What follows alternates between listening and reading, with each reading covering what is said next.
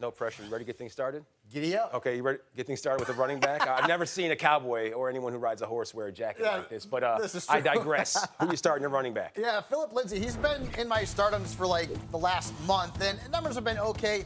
He did lose a touchdown to a penalty last week, would have had a bigger stat line. Over the last 4 weeks, he's really dominated the touches ahead of Royce Freeman, and the Chiefs have given up the most scrimmage yards and the second most fantasy points to running back. So keep him in your lineup. And then Raheem Mostert, now I get it.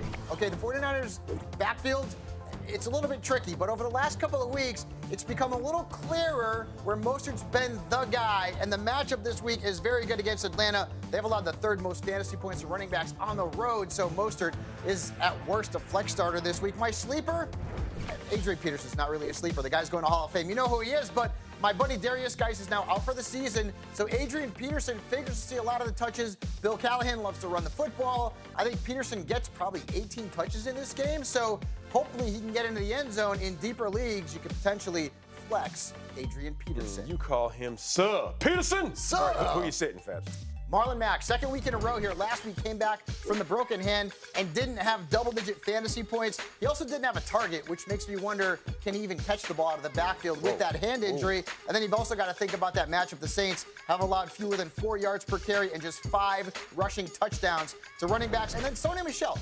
Cole, the matchup is great this week. Yep. I just can't trust him because he hasn't been able to exploit good matchups for most of the season. And anytime he is playing in a game where Rex Burkhead is active, he's averaging fewer than 7 fantasy points per game. That's not getting it done in the fantasy playoffs.